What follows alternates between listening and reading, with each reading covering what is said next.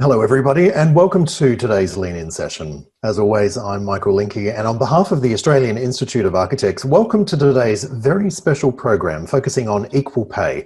Will this ever be attainable? Today's program is brought to you by the Institute's New South Wales chapter's Gender Equity Taskforce, and their strategy is to transform the current culture, the participation and engagement within the architectural profession to develop a greater representation and gender diversity across the spectrum. This task force aims to demonstrate the potential social, economic and environmental benefits of gender equity and diversity within business. They target actions to progress gender equity and diversity within practices, and they promote a range of events to raise awareness of the important role that diversity plays across the built environment profession. I'm going to take a back seat today. The program will be led and moderated by Monica Edwards of the Gender Equity Taskforce, and we look forward to a very lively discussion on the transparency of pay, why it matters to ask for what you're worth, how discrimination can come into play, and looking at pay across a career life cycle. And she joins me today. Monica, great to have you with us, and handing over to you. Thank you, Michael. I'd like to acknowledge that I'm moderating this Lean-In session from the lands of the Gadigal people of the Eora Nation. I also acknowledge the traditional custodians of the various lands on which you meet today and the Aboriginal and Torres Strait Islander people participating in this session. I pay my respects to elders past, present and emerging, and celebrate the diversity of Aboriginal peoples and their ongoing cultures and connections to lands and waters. The journey of Aboriginal and Torres Strait Islander people and their knowledge of this land is incredibly rich. Its importance to the future of our country should never be underestimated. We're meeting today in preparation for Equal Pay Day, which takes place this year on Friday. This day shifts annually, and in 2020 it falls on the 28th of August to mark the additional 59 days the average woman in Australia has to work to earn the same as the average man the year before. 59 days in 1 year. That's nearly 2 months, the end of financial year. We simply have to change this statistic. And so our aim today is to equip each and every one of you with an understanding of the gender pay gap, recognising that the gender pay gap exists everywhere, globally, nationally, within sectors and professions, and within individual businesses. We only have an hour, but I do hope that we provide you with the resources and confidence to investigate the gender pay gap further. We also want you to walk away with an understanding of what you can do to participate in shifting these statistics. We know that business owners have the power to really impact change, but you also have agency in the way that you think, in the way that you act, in the roles you take on at home, and the examples you set in the workplace. This is cultural change. Together with a fresh approach to practice, addressing bias, policy and legislation, we can all make a difference to the gender pay gap that exists within our profession. So firstly, let me introduce you to our panel. Dr. Janin Bredehoeft is the Research Analytics Executive with the Workplace Gender Equality Agency, a federal agency known as WGEA for short. WGEA has shaped gender reporting legislation for businesses with over 100 employees in Australia since the 2010s. They also provide resources to monitor and measure gendered trends within business. Valerie Giammarco is the Manager of City Design at the Canterbury Bankstown Council. Valerie has spent many years working in the public sector and brings a wealth of knowledge around how government responds to the gender pay gap. A member of GET, Valerie sits on the front line of pay parity through her leadership position, participating in employee negotiations around pay and promotion. Frankie Layson is a studio director at SJB in Sydney.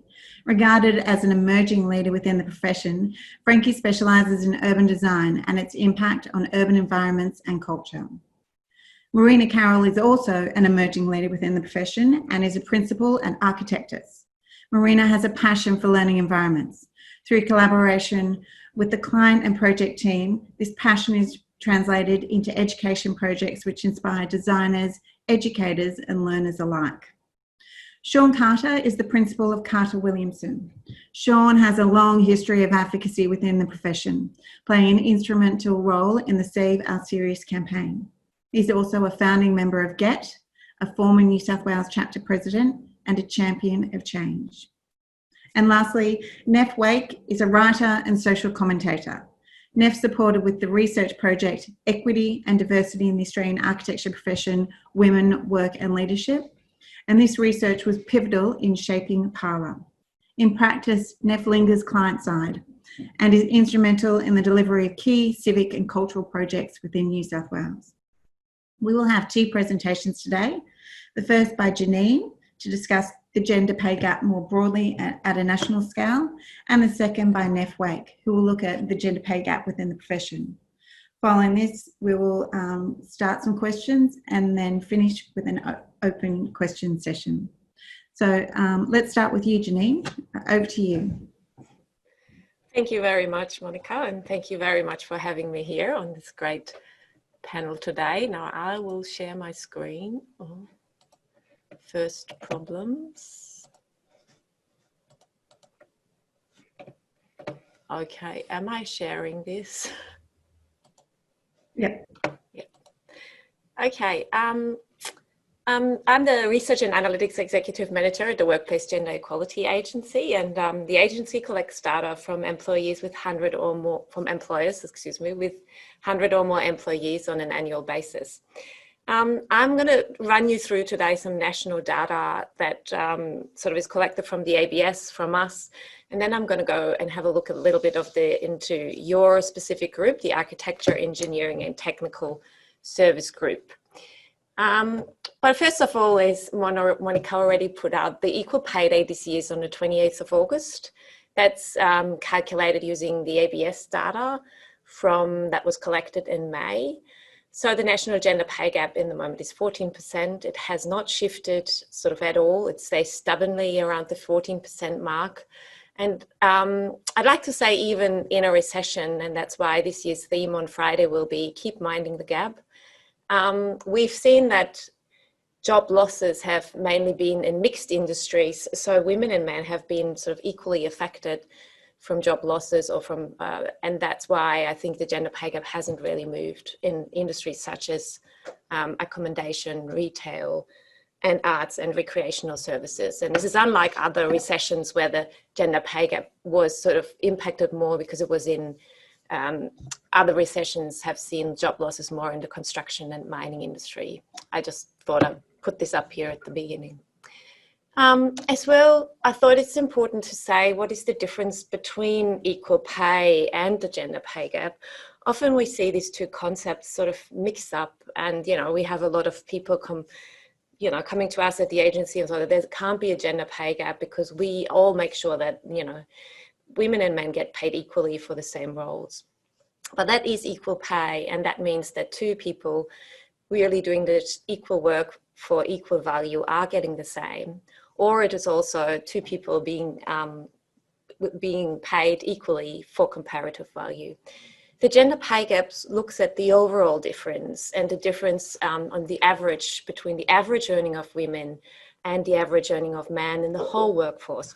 And we find that in this, women are getting paid less than a man, and that using our data, the WGEA data, it's about 20% less than men. So why is there a gender pay gap, you may ask then, if women and men are being paid equally, and that's, paying equal pay is enshrined in law since 50 years. So the drivers of gender pay gap are, we have done some research with KPMG and the Diversity Council 2 years ago, and we found that there's really three key drivers of the gender pay gap, and that is occupational and industry segregation. Around 70% of the gender pay gap is driven by segregation, and this means that women and men tend to work in different industries and different occupations, and we see that women tend to work in lower paying occupations and lower paying industries. So that contributes to the gender pay gap. Another factor is that women tend to spend more time in care and looking after children and doing other caring responsibilities, and hence have work less, work part-time, so their workforce participation rate is lower. And which is also accounts which accounts for about 40% of the gap. And the other 40% is really gender discrimination. And that is sort of the unconscious and conscious discrimination that could be in hiring and pay decisions that women face, that the gender pay gap is attributed to. Yes, so those are the three key drivers of the gender pay gap. Now looking at the architectural, engineering and technical service group, what can we see about the key trends here? Oh no. So this is just from data collected by the agency. So this means that these are organizations with 100 or more employees in the architectural, engineering and technical services group. And the total remuneration, so the average total remuneration, and remuneration includes bonuses and overtime pay and other discretionary pay, in this group is 24.8%. That is compared to, if we look at all industries in our data set, it's 20.8%. So it's higher than the national average. And the base salary is also really higher in the architectural and engineering group with 22.5%. So if we look at that a little bit further down, how does this really look into the agency collects data on manager and non-manager levels? And here we can see that the gender pay gaps there is a gender pay gap in each manager level. So KMP, other executives, senior managers and other managers, it's a range between 15 and really 10%. It is lower than the national average. You can see all industry here is in grey, where the KMP gender pay gap is almost 25%, and in architectural and engineering, it's about 12%. So there's some good news, I think. However, if we look at the non-manager categories, and this is really the major categories as in professionals, technician and trade and sales, unfortunately, the agency does not collect data that goes deeper down into the real roles that there are, like architects, but we categorize them under the professionals. Here we can see that there's relatively large gender pay gaps in the technicians, trade, sales, but also in professionals, around 17% gender pay gap across the architecture, engineering and technical services group. This group is part of the professional industry. Now, one key driver of gender pay gaps is also that we see more men in leadership than women. We know that in CEOs, there's more CEOs called Peter and John than there is women CEOs. And it is certainly true if we look at this group. There's only 9.6% of women are CEOs in this group. And if you look at across the board, 25% of other managers are women. And the higher we go up the leadership pipeline, the more women sort of fall off the leadership pipeline, as we say, the leaking pipeline. It's 18% in senior managers, 19% in other executive managers, and then up to 9.6%. So a key driver of the gender pay gap here is, of course, the lack of women in leadership. I always like to then finish with a little bit of good news, what can be done. We as an agency recommend that as employees, you can check your future employer or your current employer using our WGA Data Explorer, which I'm happy to share later, and just type in your organization's name if it has got 100 or more employees, and look whether your organization has gender equality policies and practices, or whether they do a gender pay gap analysis. Know also the gender pay gap for your industry and your occupation. If you start for a job, you might be able to negotiate a better pay or use this as in your negotiations. Employers, please conduct a gender pay gap analysis to see where your gaps are. Then look into, be mindful of biases, gender equitable recruitment and promotion. We have got a guide to support employers to be more gender equitable in this area. Develop targets, policies and strategies for different indicators, such as man taking flexible working or parental leave, provide sponsorship opportunities for women and men, and provide flexible work and parental leave for women and men, and other, I put this always here because I think this is also very important, put gender on the tender, I think, particularly for architects, you know, make sure that you have a gender equitable sort of, you know, team that is looking after the work. And I think that's it from me. Thank you, Janine. That was wonderful. And so now Neph Wake will talk to take a closer look into architecture in the profession. Amazing. So hopefully that is coming up nicely. So first of all, I just wanted to thank Janine for her work and kind of explain how mine is slightly different. So Janine's data set is looking at practices reporting on, I believe, an annual basis where there's 100 or more people involved in the practice. I've had a look at the work that Jill Matthewson has done, which delves into the census data. So that's data taken on a 5-year basis, but it captures a broader swathe of the industry, not just those captured at the larger practices. So first of all, acknowledging that I am standing on the shoulders of giants, Dr. Jill Matthewson and her work at Parlour is the go-to resource for any demographic information on the architectural industry in Australia. She's done a number of pieces of work, which I've cited here.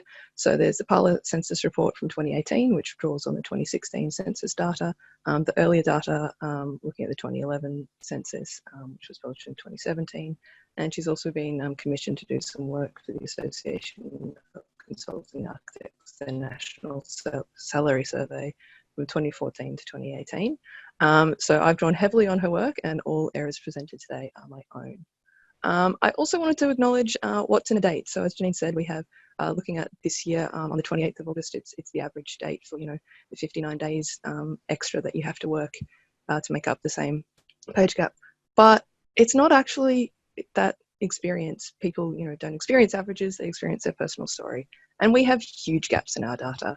Australia doesn't tend to track the intersecting impact of race and ethnicity on gender pay disparity particularly well.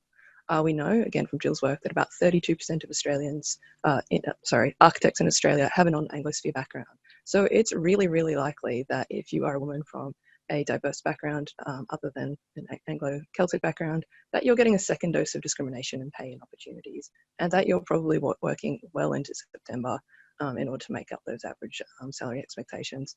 But even though we track some of those things independently, as I mentioned, we don't track the intersections that well. So what does intersections mean? It's a term coined by academic Kimberly Crenshaw in a 1989 paper. And it's basically saying that the experiences in her work with Black women can't be understood independently of gender and race. So there are some things that you only experience if you are a Black woman, or you only experience because of, you know, the multiple identities that you have. So just wanted to be really upfront and mindful that when we talk about this, there's still things that we can't see clearly. Then I wanted to have a look at some of Jill's data and kind of trace what's happening with gender pay gaps over time. So I had a look at the Trailblazers. So these are our women who were born, you know, in the 50s, graduating approximately mid-70s to late 70s. And at the time, there were about 15% of the graduating class. So in a class of 50, you're getting 7 or 8 women. The census data doesn't go all the way back. We start to get the census data looking at the gender pay gap in about 2001. So for these women, they're aged 45 to 49, and the gender gap at that time is 15.5%. So that's post-family formation. You would be expecting to see some women have already left the profession at that stage if the patterns that we see now kind of extend backwards, and it's likely that they would. That goes up over time. So the gender pay gap in 2006 for the same cohort, it's a little bit bigger, and it looks like because that's, you know, senior women moving in, or as people move into senior roles, we know that women don't do that at the same rate. It gets mysteriously a little bit smaller in 2011, very fractionally, and then it goes up again in 2016. it's not clear because of the data and how long it goes back as to whether that's a pattern that holds or whether there's broader impacts there. So over time, 1 in every 3 women in this graduating cohort no longer work in architecture.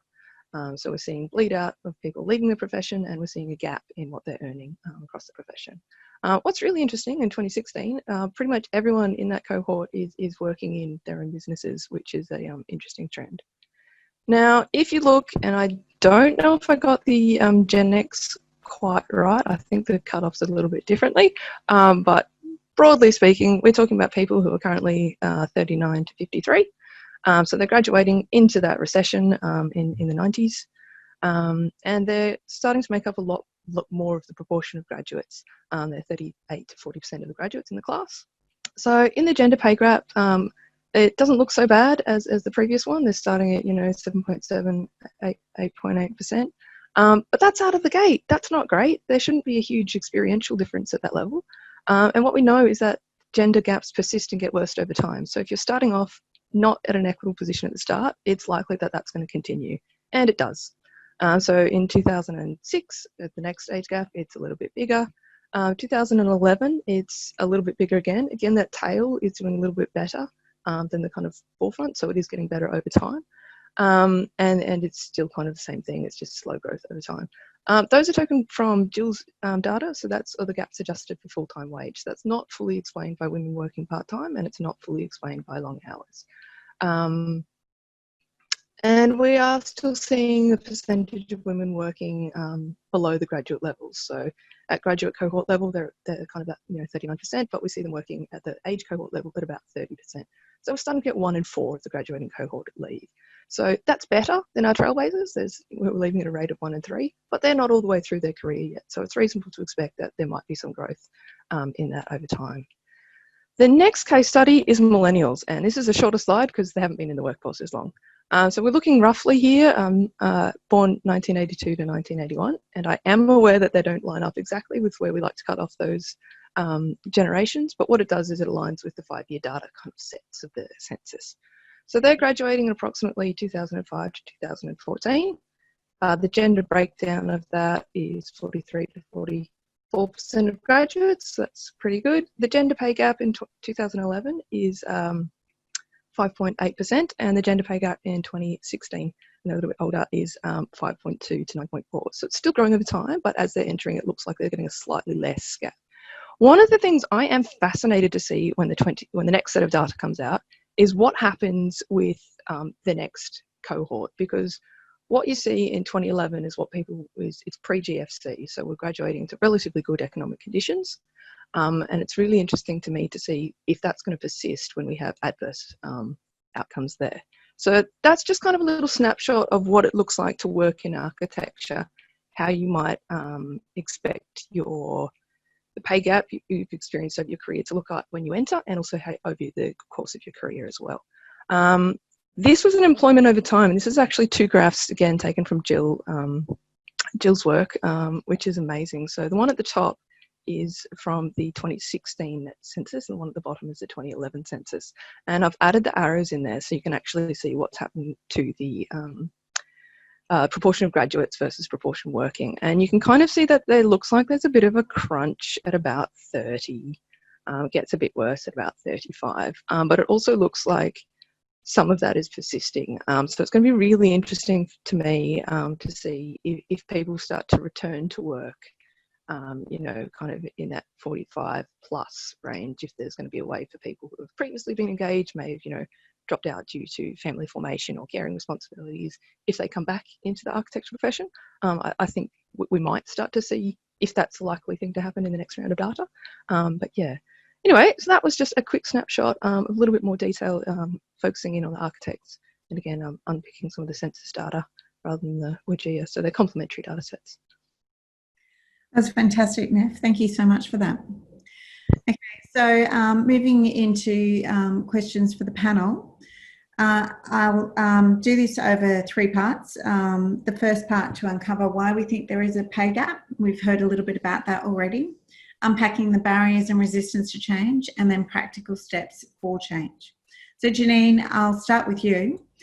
If equal pay like for like has been legislated for over 50 years, why is the national gender pay gap so persistent, hovering between 14 to 19%?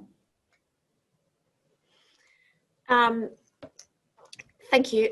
Yeah, I think one of the things that what I guess was stressed is that why is it actually important to close this pay gap is also because we know that women accumulate, therefore, because of the gender pay gap, much less superannuation, and they face a greater risk of economic security in retirement. So this is an economic issue that faces sort of the whole nation.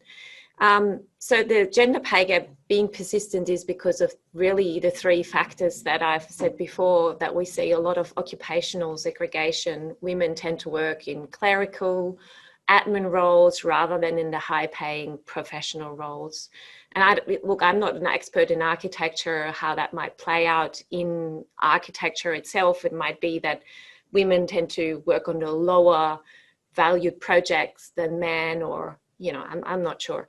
And also a great issue is that women tend to sort of drop out of the workforce once they hit the 35, once the children are coming along. Women tend to drop out and not go back into the workforce. We see with, anecdotally, we know that, for example, specifically occupation where you have to work long hours, women don't tend to go back to these occupations. And again, I don't know how architecture looks like there, but I know from law and from engineering, women really then go somewhere else where they might be able to find part-time work and, other occupations that offer part-time work. So the question is, does the industry offer part-time work for women to not drop out fully?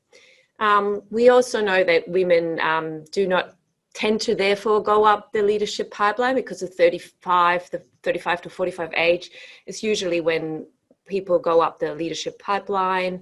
And of course, if you don't work full time, this might not be so easy, because we know that there's a lot of discrimination in these terms of, you don't get promoted if you're not full time and you're not fully there, or there's a lot of unconscious and bias in these processes, I think.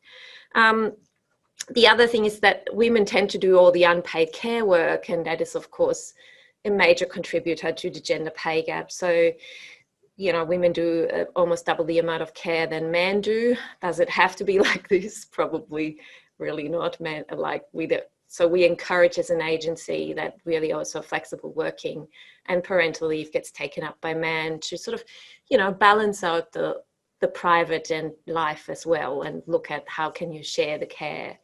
So I guess to sum up, the persistence is not there's not one solution to it. It's really a multifaceted problem that we can tackle in many different ways, and organizations have roles to play, and individuals have roles to play, and I guess society has a role to play in that. Fantastic, thanks Janine. Neph, on to you. We saw your presentation looking at the data on architecture. So taking a closer look at our profession, can you identify structures within architecture that compound the gender pay gap? Yeah, I think I'd probably build quite strongly on Janine's positions there. So we know long hours is an issue, we know part-time work is an issue, we know meaningful part-time work is an issue. But we also know that there's a double crunch. So we have the average, I think, and I may be wrong, but I think it's on average, it's 7 years from graduation to registration. So we have the kind of crunch of registration. If that's not happening pre-children, it gets much harder to do post-children. So there's, some pressures there. And again, for women, there's a family formation window that is quite finite in a way that is not quite the same for men. So whereas, it may be feasible for, men to kind of look at their family and private life and decide that family is something they're going to put off for 5 years, that is, in many cases, for women, a decision potentially not to have a family, or to have a family that looks quite different. So it's just basically, I think it comes down in a lot of ways to timing, and that we have a profession that kind of, because of the length of training that's involved, really does start to crunch into care responsibilities in quite a significant way. Yeah, thank you, Neph. So Shaun, looking at a practice scale, the 2015-2017 Champions Progress Report tackled participation and mix across age and sectors, but interestingly, did not address the pay gap in these practices. We know that the pay gap exists in every business. We also know that champion practices are proactive in their efforts to eliminate the gender pay gap, regularly auditing pay, promotion, and influence of bias. We are well aware that the high level of male participants in leadership roles use pay parity. Are there any other features of practice life that amplify the gender pay gap? Look, I think there's many things that always play that amplify the gender pay gap, and probably if we start with how GET came to be about was because there was a lot of talk about all the problems with gender inequity within our profession, and GET came about because we wanted to put actions to words, and that early research showed that as a profession, rather than being soft and warm and cuddly like we thought we were, we're actually towards the worst scale of how we engaged and intersected with all the different gender inequality within workplaces. So from a general leadership point of view, I think there's lots of things that are inherent within our structures that help propagate the pay gap. I think there's a general acceptance of status quo that still persists, that also allows these things to go. But looking to allow the pay gap to persist and looking at some of that excellent data from Janin and Neph, you can see it's coming down, but so marginally. And really in 2020, that rate of change is far too slow and it should be much faster. What other features of practice life that might amplify that? Well, we're a project-based profession where we work on projects, and I think there's that coming to the hours aspect of how architects work. There's an always available culture within a project-based workplace, which I know through the MCC we're trying to address, but I still think that persists within practices. Always being available and long hours. That means night time when you should be with families, or weekends when you should be with families. That starts to eat into that. That makes the profession unattractive, particularly for women to be in. So I think that really plays a role. Of course, the inability or the lack of women that are being promoted into these senior roles, I think that's multifaceted. Because women generally take larger chunks of time out of the workplace, and that time within workplaces rather than performance within workplaces still seems to be a metric that's advancing male careers over and above female careers. I'd also say that the profession's lack of an ability still, and we can see that in the data sets that we just saw, to hang on to our good women and then see them rise throughout the profession is certainly not helping that pay gap to narrow and change. And of course, we want it to not only narrow, we want it to disappear. We want all our roles to effectively be removed from this conversation, so that's generally, a non-gender discussion around these issues. So I think broadly they are the issues over and above other professions and other workplaces that might exacerbate practices, architecture practices, pay gaps. Brilliant. Thanks, Shaun. That was a great summary. Before I move into unpacking the barriers and resistance to change, I want to invite all attendees to pop any questions that you want from the panel into the chat, and we'll try and get through them. Okay, Marina, on to you. What a joy it is to see an emerging female in your position. I must say, every time I see a female promoted, I cheer for joy. But then this is quickly followed by a sigh, because that single female is usually associated in her promotion with a handful of men. So my question to you is, why do you think the number of women in leadership roles is persistently less than the number of men? Thanks, Monica. Look, I thought I would start with some positive trends that I'm seeing, and then maybe get into what I think some of the barriers are for more women in those senior leadership roles. Now, my data set is tiny compared to Janin and Neph, but in the last 12 months at Architectus, we've had more women promoted to senior leadership positions than we have men. Our board was also up for re-election in this last year, and this of those elected positions, this is the first time we've achieved 50-50 gender split. So to me, those things are a really positive shift. But looking more broadly, I think a lot of it comes back to this motherhood penalty. I suppose two areas I wanted to highlight, and they're kind of two sides of the same coin almost. One is the cost-benefit equation of these senior leadership roles, and the other is the industry's notorious culture for long hours, which Janine and Shaun have also both mentioned. So I think with the cost-benefit equation, you know, it's hard to get it to add up. Obviously, it's dependent on the family dynamic at home, and I like Janine's share the care term. But, you know, if you need to hire a nanny, a cleaner, a housekeeper, home delivery meals, in order to take those senior leadership roles, it's very hard to make the equation equal out. You know, the jobs in our industry, in short, they don't pay that well. You know, the equation might be different if you are a partner at Mallison's as opposed to an architecture firm. So I really think part of it is it costs a lot of money to go to work at that level. The other issue I think around the long hours is, you know, we've got this terrible culture of very long hours, and it makes it very hard to work part-time in our industry. You know, it starts at university, and you can see the badge of honour with the all-nighters, and it goes all the way through our profession.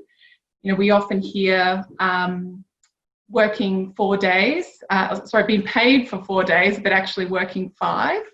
But the issue is the same for those working 5 days, which is meant to be a 40-hour week, but often ends up being 50 or 60. So it's this proportional issue for both part-time and full-time workers.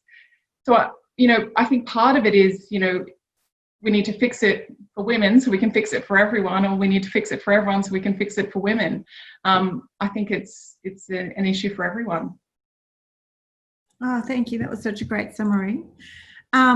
Okay, so Frankie, the next question's for you. We know that the gender pay gap is accumulated over time, influenced by the compound interest of part-time work, levels of casualisation, levels of responsibility and career breaks, all these things that everyone's been speaking about so far.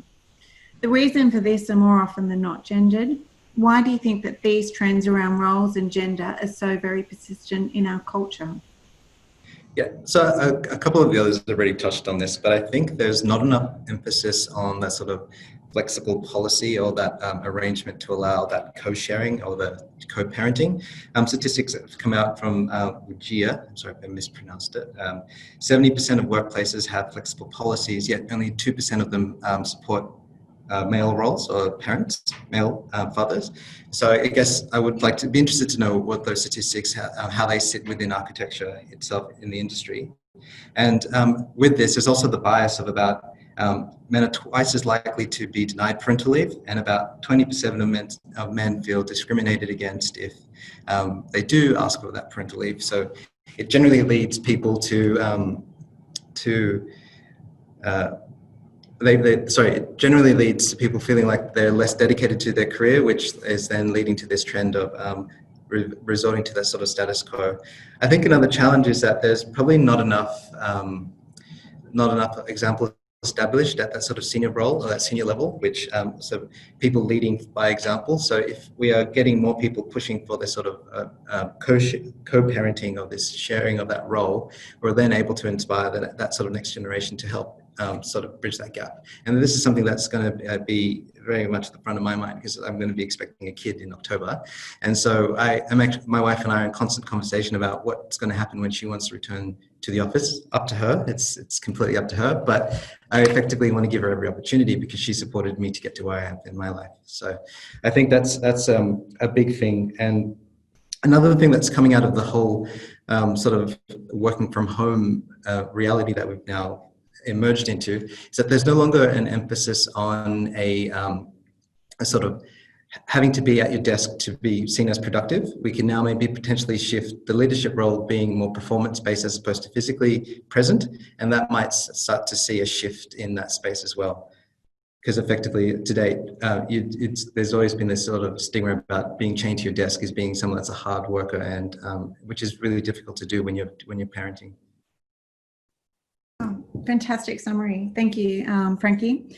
So Valerie, a large portion of architectural practice takes place in the private sector, and the public sector is recognised for their transparency in promotion and pay, two practical applications to support eliminating the gender pay gap. How does this play out in reality, particularly across differing levels of government? And is there any resistance to change? Thank you, Monica. After working in state and local government, my experience is that the level of transparency depends on where you work. In state government, it's very transparent. Up to the executive director level. At that point upwards, it becomes political. So I'm not going to refer to that section of state government. But below that, the pay grades are advertised. Every single position is advertised with the pay amount, the scale as part of the ad. And so what happens is when you are offered the position, all that you have to do is negotiate within that range. So it's very clear before you even put your application in what the range is. In my experience, I've found that generally men always try to negotiate the range upwards, up to the top of the range, no matter what their experience is. And women generally, and it's not all women, but women generally just accept what you offer them. So that is something that I think women could easily be negotiating higher up in the salary ranges. Promotion within state government, within grade, is based on performance review, and it's quite rigorous. There's a form and templates that you fill out, and the way that you decide if someone moves up within a grade is quite transparent. So I think it does work quite well in state government. In local government, it really does depend where you work. Each council is different. Some advertise the same as state government, and so they're quite transparent. Some have quite rigorous performance reviews, so that is quite transparent, but others basically provide no public information in their ads, and so you've really got no idea what the range is. Several councils I've worked at, I wasn't even able to tell people who called and inquired about the range. Yeah, it really depends where you work. Recently, I was involved in salary review where progression in grade was given much more rigour, and so that is good to see that. Yeah, there are ends of the spectrum. So I just wanted to bring an example in from the US. I know in several US local government areas, and I've got an example that I can put onto the chat. They actually publish the pay of every single worker every year, and it's publicly available on their website. So that's one end of the spectrum. Whether we want to go that far, I don't know. But I think it does do a lot to allow women to see where they're sitting in the spectrum. Okay, that's great. What a great summary. Okay, so let's move on to practical steps. I know, Janine, you touched on this in your presentation, but the persistence of the gender pay gap statistics suggests that this might very well be a long haul game. Personally, I really do believe that change can happen quicker if we all take small steps together. What are 5 things that any business can do to really shift these stubborn statistics? Mm-hmm.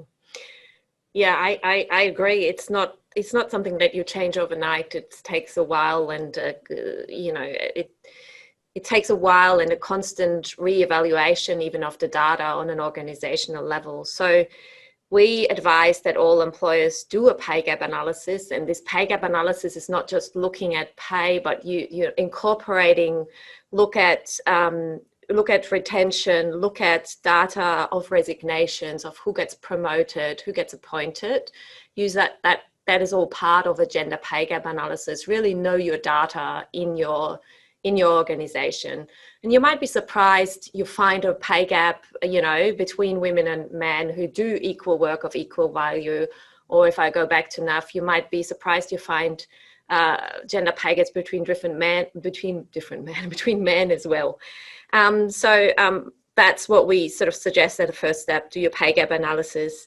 And then the next step is really, as an organization, we always say gender equality, it's a business case. So we've had multiple organizations, tell us over and over again that once you have gender equality policies and practices in place, it really is for the overall well-being of all employees, and not only for women, but for men at the same time, which means promote and, set targets, as was said before as well, for flexible working, put in targets for men taking up flexible working, make sure your leader does work flexibly, loud and clear to say, go out, I have to pick up my kids.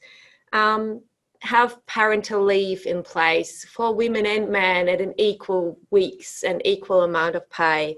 This is not a cost. I always say it's an investment for retention, and a lot of organizations who have sort of implemented that yet confirm this.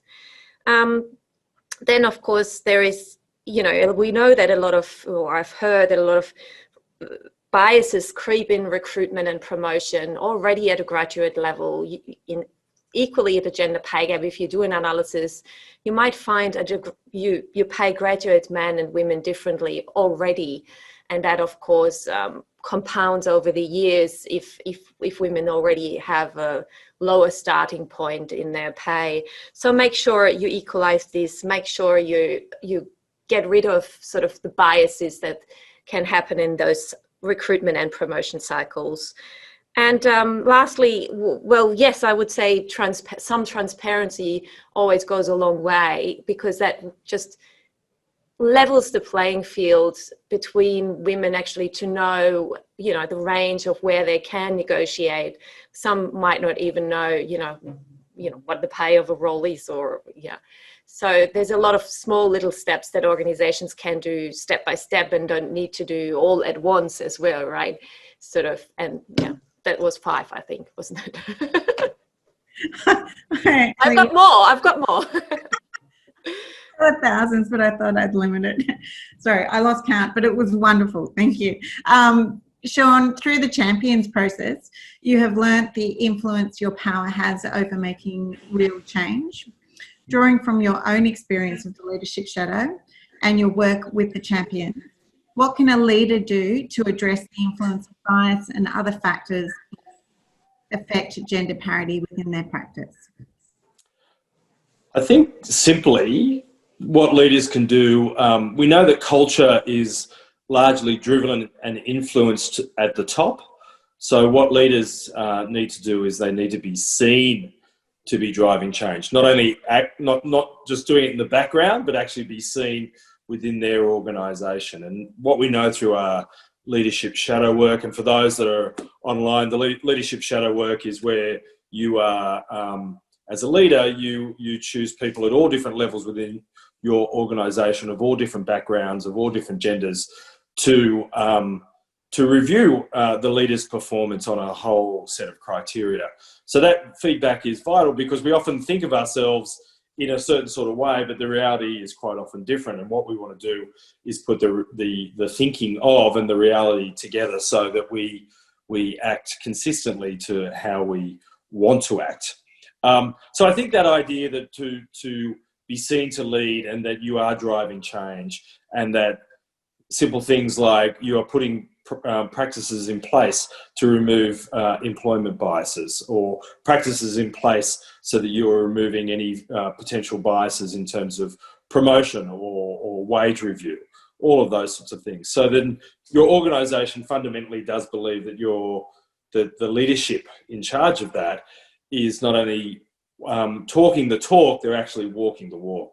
I think that's what leaders can do with their organisations to help accelerate the change. Fantastic, thank you. So Valerie, for many architects, your role in local government means that we see you as a client. This has enormous power. We know that money talks. What is the public sector doing to drive change through the supply chain? Yeah. So generally, like across the whole sector, nothing. But within my current council, I have been pushing the agenda on this, and been discussing with our procurement group. And recently we were approved to include the following line on our consultants' briefs, because we do employ a lot of architects as consultants, as well as landscape architects and related consultants. So we put in the following line into our RFQs, our requests for quotes.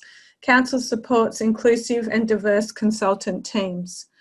We then meet with the evaluation panel, which we've been able to also have approved that it has equal representation of male and female. And if it only has 3, that at least one of them should be female. We then go through our expectations, and in the first meeting say that female leadership in the consultant team is something that we should look upon favourably. But we wanted to say inclusive and diverse leadership teams will be highly valued by council, and we wanted to include specific selection criteria percentage points towards that, but that hasn't got up at this point. So we're still in discussions with the procurement team, and the reasoning they're giving as to why we can't say that is because they're saying it's an issue of fair tendering. If we do that, then we might miss out on other firms that give us a fairer price. This is in progress. I'm still working on this. So, yeah, but big picture, nothing is happening at the moment. God, it certainly demonstrates how tricky it is, isn't it? Yeah. Let's hope other clients don't have to be. Yeah. So for those in public, private sector clients, bring about change. Okay. So Marina, so much pressure is put on females, especially female leaders, to improve on gender equity. This apportioning of responsibility is simply not fair. It's everyone's issue, not just a single gender's issue. What do you expect others to do? Expectations of government, the industry, employers, employees, families and friends to close the gender pay gap? Thanks, Monica. I might continue on the client line of thinking. I love that we have Valerie on the client side getting gender on the tender. But I think beyond this, I'm going to come back to the expectation of turnaround times. Look, I can't see people in this virtual space, but I imagine I'm getting lots of nods. It starts before the project even begins. You get 2 weeks to do a design competition. You get super fast turnarounds on RFTs. And then this continues throughout the project. I think Shaun's already mentioned sort of late night requests for the next day. And again, it makes it really hard for part-time workers, but, hard for full-time workers as well. So I suppose, requests for clients would be to be reasonable about turnaround times, maybe even generous with turnaround times. And I think the other one I was just going to mention was employees. I thought Shaun spoke really well to what leaders can be doing. But for employees, I think one that Frankie's mentioned is men taking parental leave. I've got some more good stats out of Architectus. So a few years ago, we introduced our new parental leave scheme. In the last 12 months, we've had more men take this up than women. And this is great for a few reasons. One, I'm really proud of the cool guys we have in our studio who are these great equal parents. But I think beyond this, I just love the idea of giving back to women outside of our studio. We have a lot of architect couples. But I just love the idea as he's taking leave, she's able to progress her career, you know, wherever she is, whether it's in the industry or not. So in terms of a request, I think that's a pretty good one. Take some leave, guys. Oh, great one. I love it. So Frankie, over to you. You've already told us that you're having those conversations, so I applaud you for that. But my next question is a little off topic, but hopefully still very much on topic. You are an urban designer, so I want to talk about the spaces that we use on a daily basis and how this impacts parity. How can we change our cities to influence the cultural inequity between the genders that leads to the gender pay gap? This is a little off topic, but I think the shift to the zone planning that we've got currently at state of play in our planning system has really segregated key aspects of our lives. So your childcare centre, your open space, your schools, your places of recreation and whatnot is all been separated out so that it really is reinforcing this sort of bread earner and carer role within families.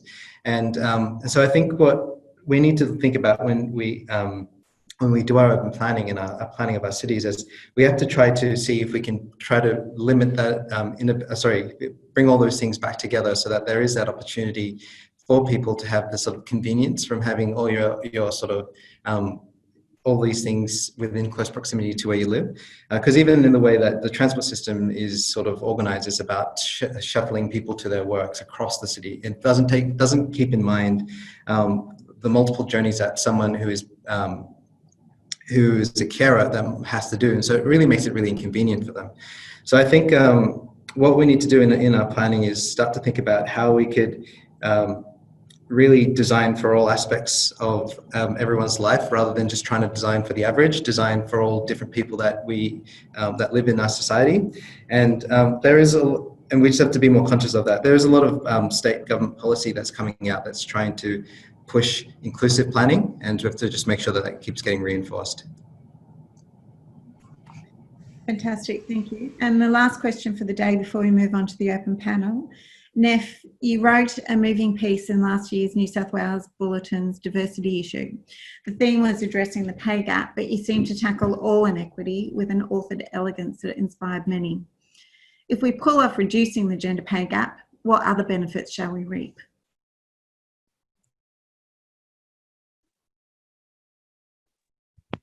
Hopefully I've muted myself, or is the user hazard there? Look, I am someone who is queer, so I am gay, I'm married to a woman, and that means I've been probably aware of some of the different forms of discrimination and diversity in the community broadly. So I think when you open yourself up to and see a lot more difference beyond gender and beyond some of those other kind of forms of identity, we get a really rich tapestry. And it's a really bad cliche, but it's like food. There's more flavor, there's more variety. And as architects, you know, it's so much easier to design for the very, very, very specific than it is for the general, you know, and people will like to hang out here. It's quite hard to design for, but, you know, we would like, you know, small families to be able to have a picnic here on a summer's day is kind of easy to accommodate. So I think it's just, we live in a really rich, diverse tapestry of people and lives and stories. And the people who are making spaces for those stories to unfurl should be just as diverse. Like to me, it's a no-brainer. Like it's really hard to explain beyond that. I think we get better outcomes and we get better people doing them. And that's just really exciting, because it's just not really that viable that, you know, all of the talent and architectural skills have been deposited in only half the population. That's just not really the thing. So if you're not doing that, you're not getting the best people. Brilliant. What a great summary. Thank you, Neph. Okay, so on to the open questions, and you'll have to buy me some space here. This is a bit daunting for me. So it's not on the panel, it was a pre-question. We know that our profession bleeds, particularly around the motherhood kind of phase. Do we know where all the women go? And how can we track them? Neph, I might ask you that question. Are you there, Neph? Yeah, sorry, I'm just having a couple of technical difficulties at the moment. Yeah, look, it's one of the things that's hard to do. It's hard to kind of follow where people go if you're identifying them by what they were, which is, you know, someone who's left the profession. This came up a little bit in the pre-chat as well. So we do see some people going into kind of para-professions, so working around architectural criticism, publishing, academia as well, and people jumping the fence into project management and design managers.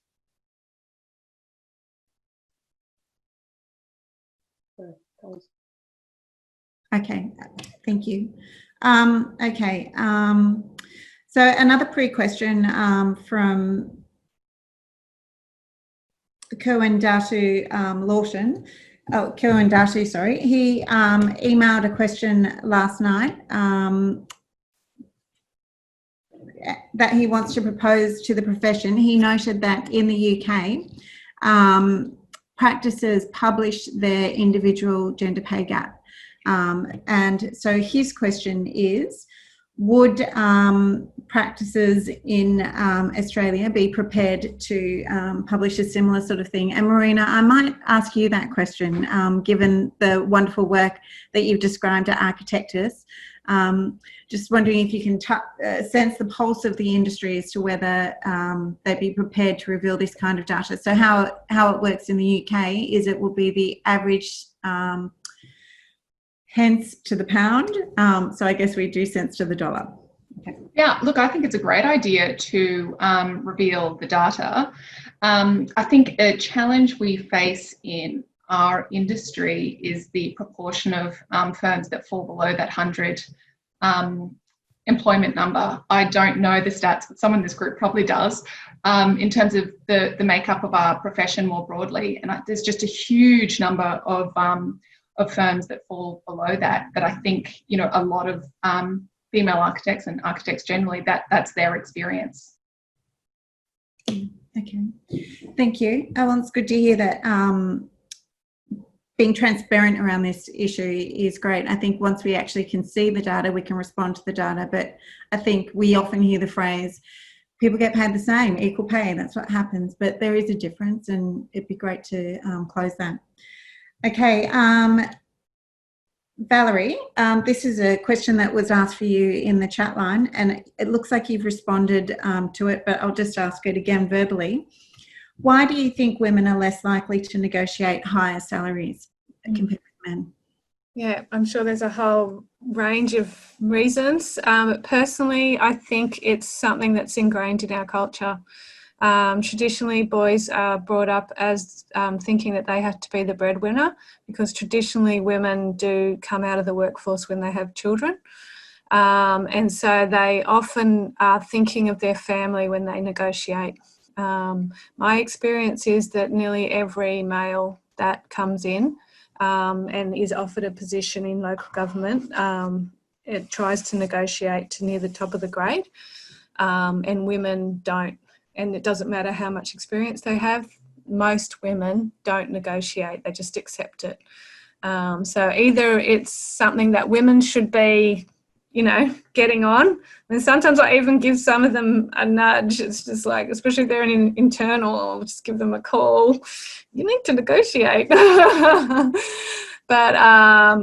yeah, they generally don't. So it's either something we need to be teaching our women, or something that we should be teaching our boys that, I don't know, that you shouldn't be asking for as much. It's a huge cultural thing, I think. Yeah, it's really tricky. And it plays into a question where there was an example of someone where they knew they were significantly at the lower end of the pay scale, and it's raised in the chat line. Would you have any practical steps that you can give this person as to what to do? Like how would you even start to negotiate? Or Well, I'm assuming they're in private practice. I'm assuming it's a positive, constructive environment and that the person wants to stay in that firm, because, you know, I'm happy to chat with the person after as well. But assuming that, I mean, I would, if they have the guts to, just open a conversation with your direct, your manager or whoever you're reporting to. but bring evidence to the conversation. You know, I don't have time for people that just come in and make ambit claims. So, you know, bringing in evidence like the evidence that's been discussed today, you know, you know, the stats are showing that in our industry, women are on average earning 24% less than our equivalent males. You know, from my understanding is that I'm earning about, you know, 33% less than my equivalent. You know, I would be asking open-ended questions. I'm really curious as to why this is happening. You know, can you explain this to me so, you know, we can work through this? And then if they can't put an action plan in place, then I would be looking at other opportunities. Yeah, I just wanted to chip in on that one if I can, which is replacing staff's expensive. Like, you know, you've got recruitment costs, you've got bringing them up to speed, you've got how long it takes. You know, if I leave, it's going to cost you X to get someone with similar skills to replace me. Yeah. But great news, I have a solution or a way through. You can give me more money. Yeah. So like, be aware of what it's costing the organisation. And one of the things that I was taught really early on by an amazing male mentor I had was, you know, even when you're a grad, if you're earning, you know, 50,000 over 5 years, they're investing $250,000 in you. Like that's actually quite a chunk of change. And most organisations will invest, you know, an extra 10 on top of that because it makes sense on a business level. Yeah, I totally agree, Neph. But I mean, for me, from the day someone leaves until the day I have a bum on the seat, it's on average 5 months. So that's how much time I lose from the day someone leaves. And that's not even including the time it takes them to get up to speed. So basically my work plan for that position is stop. So it is a big cost for a company to devalue what women are contributing to that firm, especially with the consequences that they will leave, because there are firms, like you've just heard Marina and Monica's, where there are firms that are supporting women. So don't put up with it would probably be another thing I'd say. Yeah, fantastic. Okay, so this is kind of leans into a question, and Shaun, this one's for you, being a champion of change. So I want you to reflect on some of the data and the transparency that Kerwin has suggested as well in your response, not to lead you, but who monitors the champions of change? Who actually monitors the champions of change? I think we monitor ourselves is probably the short answer. And there's lots of discussions we're having within champions at the moment about holding not only ourselves to account, but also, which is an inward position, but also an outward position that champions as leaders within the profession should actually hold the broader profession, the profession itself and other industries to account. I think everyone is probably well aware of there's a broad discussion we're having at the moment with as a society around a large Australian company, and there was promotions of people that had pasts around sexual harassment that were terrible, and through some activism we're now seeing that those roles have been reversed and people have been moved on. Look, broadly, we all need to be held to account, champions particularly. We see our role as leaders in the space of gender equality. So whilst I think we have this internal thing that we're constantly reviewing our performance through the data sets that we're collecting, these have to improve. If they don't improve, well, what the hell are we doing? So there's an ability for ourselves to hold ourselves to account. But I would say it's also incumbent upon the profession to turn around, and if as champions we're not doing what we purport to do, to call us out. Transparency in almost every endeavour that we do within champions or any other aspect of business that if something is transparent, if it's visible to all, it can be read, it can be understood, and it can be assessed. So I would say it's a double-edged sword. No, we have to, as leaders in this space, we have to hold ourselves to account. We have to always lead and be seen to be leading.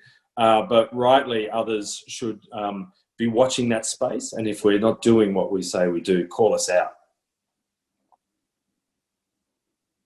That's great to hear. And I think all of you take up, the pen with that. If you...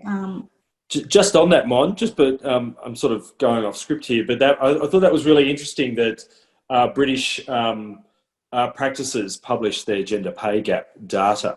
And I think a challenge to the male champions of change, we should be publishing that information. I think we're doing as you well know, Mon, we're doing a data collection at the moment. I think gender pay gap should be part of that. We should be publishing that. And as a broader challenge, we should display that information, and that broader challenge should be to the profession, and then we publish that more broadly. This should be transparent and visible to all. Yeah, I agree. Let's do it. Let's make it happen. Okay. All right. And one more question. I'm going to start with you, Frankie, but also equally any other panelists, if you have a response, please do so. Given that we're in a global pandemic, is it appropriate to ask for a pay rise? I think this is going to be a tricky situation, especially considering every company is going to be in a different financial situation.